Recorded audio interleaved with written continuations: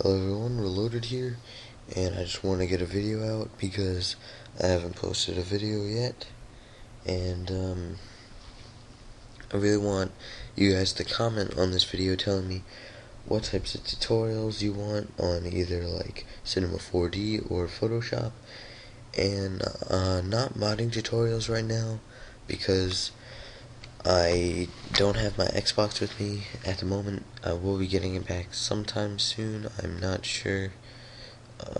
Yeah, so I'm gonna go over a couple stuff in Cinema 4D for those people who are new to it, because when you open it up and it looks like this, you really don't know what all these buttons up here do, and all these buttons up here is what I'm gonna go over. Alright, so I'm just gonna turn on some music real quick so we're not so lame and old. Okay, so this first button right here, what this button does is if you take, like, say a cube, you can move it up and down, to the left, to the right, and so, what the heck, sorry about that, yeah, and then back and forth, and then if you just grab it you can move it like freehand.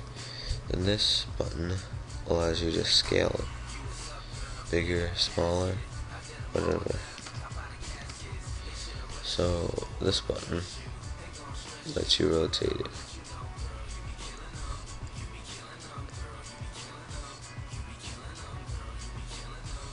Okay, yeah, so,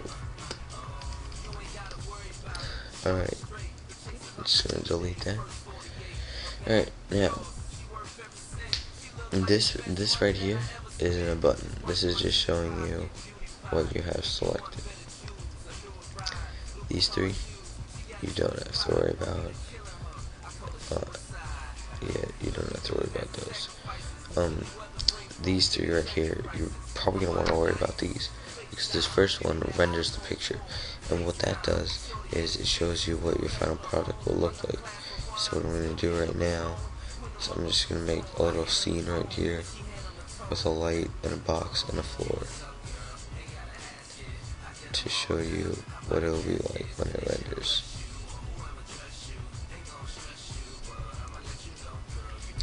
Okay, so you can see that there's no grid or background or anything.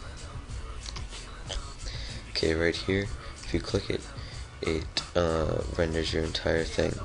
Okay, so this is a thing my last thing that I did.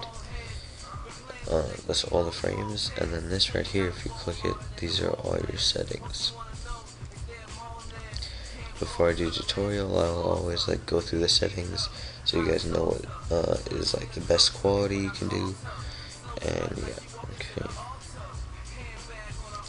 This right here, if you click on this like square thing, it shows you all these different things you can get. You can get like a platonic and like pretty much any object. And this is 2D objects, like circles, rectangles, flat text, and stars and stuff like that. And this is like stuff to make those lame stuff pop out, like extrude NURBS, and it's kind of like embossing it. This, I don't really use this stuff too much. It's kind of like for warping and things like that, and smushing stuff together. This right here is probably the best category. It's for like effects, like if you're gonna shatter something, blow something up, bend it, or jiggle it, or whatever. And then this is for lights, cameras, skies, floors, environment, background, whatever. And this is like has emitters, destructors, rotation, pretty much anything to do with anything flying around. And these four buttons right here are very key. This first button is kind of like a free hand to move you around.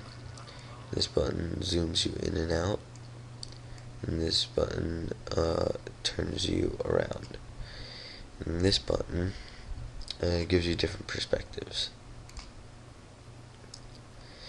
And down here, if you double click this, you get a material.